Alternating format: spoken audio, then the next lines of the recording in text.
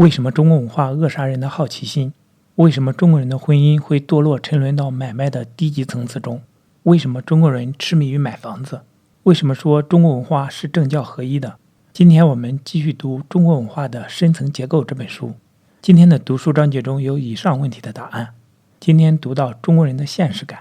士大夫政治挂帅和老百姓没有超越也没有拯救这三个专题。想听更多的内容，可以订阅我的 YouTube 频道。读完这本书之后，我还会就解读中国文化这个专题去读更多的书，以帮助自己查杀掉头脑中的中国文化病毒，在个体层面做到文化出埃及，早日跃迁到现代文明的状态。让我们开始吧。中国人的现实感，天与人的和合。中国文化在结构上已经决定了，它除了缺乏外求的意象之外，同时也缺乏超越的意象，而这其实是同一事物的一体两面。在中国文化里，现实的世界就是眼前的这个人的世界，个人得救的方式就是能够养活以及安置自己的这个身，使个人不朽的方式是用传宗接代来获得身体化的延续，也因而制造了世界上最庞大的人口，或者用立德、立言、立功的方式，使自己在后世人心目中获得的不朽。因此，中国人最高的宗教经验也是在人间世中保持与人之间的和合，而中国式的天国也只可能是人间世的太平或大同。也正因为这样，中国式的宗教行动就是平天下的政治行动，而中国式的僧侣集团也就是政治挂帅的士大夫阶层。因此，中国式的天理也只可能是二人和合状态中衍生出来的人。孟子曰：人，人心也。于是遂有心即理、性即理等命题。像这样的天理就不可能是超越于人间世之上并与之对抗的原理，而只可能是与人间世合而为一的东西。天与人的和合与世界上任何高级宗教都不同。中国人的天并不是超越世界之上的上帝，而是天地人这个世界系统内的组成因子之一。至于这个连天也包括在内的世界系统，也不是由上帝去创造的。中国文化基本上缺乏造物主的观念，因此这个世界也不是受造物。这个连天也包括在内的世界体系，其实可以说是造物主与受造物两者混同的状态，它一般被称作造物或造化。因此世界上其他的高级宗教都认为，天与人之间有一道不可逾越的鸿沟，人尽管可以向往超越界，但永远也不可以达到神的地位。只有中国人的天道观主张天人合一，而且这种天人合一又是将天道拉下来去符合人道的。因此中国人的天道其实就是人道，它是人间的理想化了的和谐关系的映照。也就是说，人间如果能够保持和谐，就是符合天道，否则的话就会令天道失常。因此人有参天地化育之功。至于如何一个参法，那就是用存天理灭人欲的方式泯灭个体自我的疆界，让自己的七情六欲都疏导进公式化的二人渠道中，获得中和化的效果，以便能够永恒地维持和合的状态。这个你中有我，我中有你的状态，其实也是太极之中的太阳中有少阴，太阴中有少阳的理论模式的表现之一。正如天地的阴阳调和也是为了化生万物一般，二人之间被渠道化的七情六欲也必须是为了养育以及延续身体化的存在，养双亲、养老婆、养孩子等等。因此中国式的天理就是人伦化的渠道，而每一个个体知天命的方式就是在人伦秩序中轮流扮演幼辈和长辈的角色，并且在人间秩序中找到了自己的位置之后，将它当作是天赋命运一般安守着。的确，中国文化为每一个人安排的命运就是安身立命，至于去执行这个命运的方式，就是由每一个个体将自己纳入人伦或集体的关系中，并且在其中尽量保持和合性。自然在社群中用存天理灭人欲的方式去保持和合性，也就是要求每一个个人都磨掉自我，在渠道化的二人关系中处处以对方为重地去做人。这样的天理用传统的术语来说就是克己复礼为人，用现代的俗语来说就是毫不利己，专门利人。这个处处为了别人而活的生存意向，在涉及到大体的情况下，也包括成人，也就是舍弃自己的生命成全二人关系中的对方的设计。在传统时代，成人是为了忠君；到了现代的共和国时代，成全这一类的大义就变成了为集体事业的舍生。因此，成人或取义，用现代俗语来说就是一不怕苦，二不怕死。在集体主义这个天理底下，被灭掉的正是每一个个体的生机，每一个个体都被当作是可以随意安排在任何一处的零件。我是党的一块砖，东西南北任党搬。而这个天理的逻辑是，反正无论安装在哪里，都是替同一条社会主义道路、同一个祖国服务。然而，在一生被别人安排，一己的才能情趣无处发挥的情形下，整个人的生命力就会被窒息，或者会被浪费掉、散发掉。纵使不是处在这个集体吃人的天理底下，中国人那个磨掉个性的、与人和合的、导向养育身体化存在的天理，也是对热爱生命、想把自己的生命力做多方面发挥的人的一种枷锁。中国式的天理只为一个成就，似乎就是让14亿人共处在一个政治体中，士大夫政治挂帅。既然中国文化要求每一个人都在和合性关系中去安身立命，因此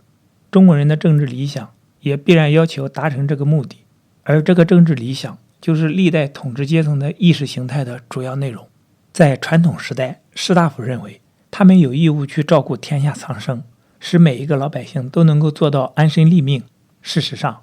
他们对自己的这个使命所用的比喻往往是充满身体化意象的，例如解民与倒悬等等。最能代表士大夫意识的《孟子》一书中，有大半部分是谈论如何施仁政的，而仁政的内容就是民生问题。孟子认为，统治者只要做到使天下皆有所养，就可以仁者无敌。因此，中国式的政治的枢纽就是一个养字。这个政治理想除了要求使普天之下皆能安身之外，自然也同时着眼于促成和合性的人间关系，这两者是相辅相成的。于是，中国式的政治除了一个养字诀之外，还有一个教字诀。历来的中国政府都有长教化的功能，在这个意义上，政府常被比喻成父母。例如，在传统时代，皇帝被称作君父，地方官则被称作父母官，老百姓则被当作子民。中国人他治他律的人格其实就是儿童化的人格。如果我们将现代以前任何掌握真理与超越因素的阶层都广义地定义为僧侣集团，那么中国的士大夫也可以算是一个僧侣集团。只不过中国文化中没有超越于来世的因素，因此他们的宗教行为就化为政治行动。这也是中国式的政教混合体的本质使然。老百姓没有超越，也没有拯救。中国文化的现实取向使人将生存的意象集中在这个世俗中，而不像世界上其他的高级宗教那般具有超越与拯救的因素。因此，说中国文化是一个没有超越也没有拯救的文化，一点也不为过。中国的知识阶层有一点超越的意向，那就是救天下或救国的观念。然而，即使是这个阶层，也只是一小部分人才有以天下为己任的胸怀。对大多数人来说，则是学而优则仕，说穿了仍然是为了在这个世俗中安身。这个阶层中比较飘逸一点的人士，还只有道家的隐退思想，而这种倾向拆穿了也可能只是宦海失意的官僚自保之术。事实上，历代的知识分子除了一小部分是理想主义之外，大部分是做官迷，而做官的人中也多半是为了俸禄。如果连士大夫也是如此，那么老百姓只有福禄寿思想也就不足为奇了。而这三者都只是在这个世俗中的拯救，寿就是在这个世界中的长生，因此完全是一种身体化的思想。禄也就是享尽荣华富贵，至于福，则是享受天伦之乐，尤其是在颐养天年的阶段享受儿女的照顾，更可以说是有福气。这种完全在世俗中获得拯救的方式，使中国人成为了世界上最形而下的民族。这种现实感甚至还反映在老百姓的宗教活动中。在民间宗教里，不只是将福禄寿都变为神像，而且还有拜财神与送子娘娘之举，甚至拜一般的菩萨也是为了祈福。一位也是佛教徒的日本教授曾到过中国各地的庙宇参观，之后他跟我说，与我们日本的宗教相比，中国人太现实了。事实上，在近日国内的庙宇中，宗教活动已经大致上停顿，只留下一个空架子供人参观，但是仍然可以看出其形而下的倾向。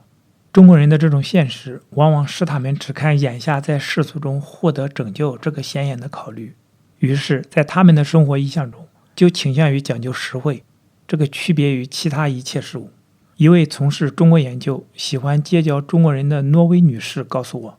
她认识的一个中国家庭，从国内移民到美国之后，长期以来关注的仅仅是买房子、购车子、搞物质生活，从来也不去参加在国内的时候不能参加的活动，也从不去阅读在国内没有机会接触到的书籍。这个家庭也算上是一个职业阶层出身，因此令她很惊异。其实这只是两个不同文化的深层结构之间的相互不了解。这位女士是路德教背景出身，因此对拯救的定义是个体灵魂的扩张，也就是使个人趋向于完善。至于中国人的拯救方式，则是在这个世俗中安身。事实上，居住在美国的中国高级知识分子，他们所瞩目的也不过如此。一般来说，是想在美国安身。在美国的年轻人中，已经有许多人感到精神苦闷，因此厌弃物质生活，热衷于东方的神秘宗教，或者从事反对建制的政治活动。然而，这些同一代的中国人却只看重在美国买房子、搞居留证，也没有什么异化感。的确，在一个虚其心、实其腹的文化中，是谈不上异化这类高级事物的。在中国这个没有个体灵魂观念的文化中，个人所着眼的只是在社群照顾下的安身与安心，而且不论是身或心，都希望能够找到最好的寄托。因此，最为皆大欢喜的安排就是安身美国且心系祖国能同时进行。这种倾向与中国文化深层结构的其他方面也有关联。中国文化倾向于将人儿童化，并且将少年老年化。这种双管齐下的办法，就是尽量用人伦的网络，使个体长期保持受照顾的下一代状态，同时又尽快地使他过渡到照顾别人的上一代状态。因此就将青黄不接的青少年这个危险阶段整个地消灭掉了。这种种安排都使得一个人既听话又生性，貌似早熟，同时也变得现实，不容易出现其他文化中青少年的那种激越之情，以及他们的那种理想主义。即使搞政治运动，这个倾向也最多导致在社团中的相互照顾，并且还误导人们将这种个体不发达的状态当作是一种更高的道德境界。的确，当一个人永恒地处在娘胎之中，拒绝被诞生下来，就不会产生西方人的那种异化的问题。谈及异化的劳动，这确实是今日西方人普遍出现的现象。大部分人的感受也不一定认为自己的劳动成果被与自己分离，而且被调转头来对付自己。他们的感受毋宁说是一种局限于无聊感，认为人的潜能和价值是多方面的，如今却只能将人生最好的一段时光浪费在单调和不安的工作之上。在美国，笔者就看到这样的情形：人们在早上返回工作岗位之前，先用大麻将自己麻醉，来抗拒这种无聊感，否则就根本不能去上班。异化劳动在中国人之间自然也是大量存在，不过却似乎是一个可以用物质去解决的问题。为了安身竞赛，不少中国人朝九晚五之外，晚上还去进修有助于将来升迁的课程。这种精神也确实值得敬佩，只是这样将人青春阶段的情欲整个地都压抑掉了，也可以将与安身无关的文化或精神活动整个地排除掉。而且绝少笔者在美国所看到的那种不满足、不稳定、烦躁、埋怨或者牢骚。的确，中国人的个体是一个身，不是一个灵魂。对一个身来说，所谓异化劳动是容易解决得多的。中国人所从事的是一种安身竞赛。一个人从青少年时期就变得很现实，只想到饭碗和赚钱，有办法就买房子送子女出国。他们看得起人或看不起人，都是以这些项目为标准。因此，钱赚得多的就感到比别人更威风，能买房的就可以看不起不能买房的。在中国人的社会里，人言可畏仍然在发挥着全部的作用，不过不像国内那般只偏重道德方面，而是偏向于用安身竞赛作为标准。因此，中国人对别人的好奇心也往往只限于打探对方是如何安身的。从中国人的男女关系中也可以看出这种现实感。一般来说，男女关系可以是为了婚嫁，也可以是纯粹浪漫的，自然也可以是两者的混合。在世界各地，如果双方论及婚嫁，除了两情相悦，都会或多或少地考虑到安身与安心的因素。问题只在一个比重。一般来说，中国文化对安身与安心的强调是压倒性的，并且还以非性化的方式将人的青春阶段整个地铲除掉。因此，浪漫倾向的男女关系就很少出现。纯粹为了安身与安心考虑的男女关系，总是在先确立了他的人伦性导向之后才肯进入关系的，而不是在进入关系以后发挥一己的主观能动性去左右他的去向。后一种情形必须是有点个性的人才能做到。在早些时候，笔者还听到一些中国女性说西方妇女都是娼妓，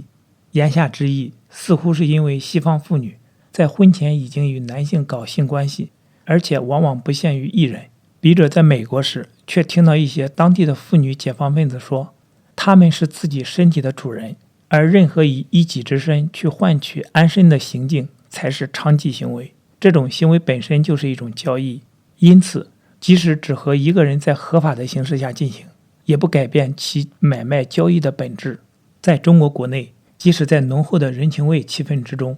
男婚女嫁却有沦于买卖的倾向，那就是讲究门当户对，并且要求男方在婚礼之前要已经备齐整套家具以及电风扇、电视机等事物，甚至连国内人士也称这种婚姻是一张价目表。这确实是很大的讽刺，因为社会尽量拆散青少年男女纯真的交往，阻止他们健康的性爱行为，搞到个人必须在别人安排下的不理想条件下结婚，而且还认为只有这样才能保障一个人的人伦性与道德性。然而到头来，这却只是一种婚姻市场的交易，并且还往往出现骗婚的事例，因此就彻头彻尾地暴露了整个中国社会与文化的伪善性。在今天的婚姻市场中，像以前农村中那种赤裸裸的金钱交易似乎已经少见。婚姻市场交易的形式多半是看对方是否有令自己安心的事业基础，或者对方是令自己安心的好人。中国人的这种现实感也反映在对政治的冷感之上。自古以来，中国式的政治都是由上而下的，老百姓总是感到天高皇帝远，地利与我何由哉。中国的这个天下确实是没有边际的，社会上如汪洋大海一般的农村小生产者，就像一盘散沙。这样的天下必须有一个政治机器去将它组织起来，甚至由异族入主也无所谓。老百姓所求的只是有一口饭吃。到了不能安身的天下大乱的时代，他们也会被卷入到政治中。然而他们的作用就只是像自然灾害一般，冲走了原先存在的政治架构，再重新建立一个一模一样的架构，然后让这个架构压在自己的头上。因此在进入了现代以后，中国的反应远不如日本快速。中国人的反应起初只限于浮在社会表面上的士大夫阶层，当这个阶层反应失败以后，救国的任务就落在继承政治挂帅传统的新知识阶层身上。现在的政治运动多半是由城市中的这个新阶层在起着领导作用，至于其他的市民阶层，例如资产阶级，力量就很微弱，也不能起政治的领导作用。因此这就注定了中国不能走上市民社会的道路，而终于不能导致对传统的政教混同体形式的重建。今天的读书分享就暂时到这里，下一期我们继续分享这个专题：做人的理想，终极人。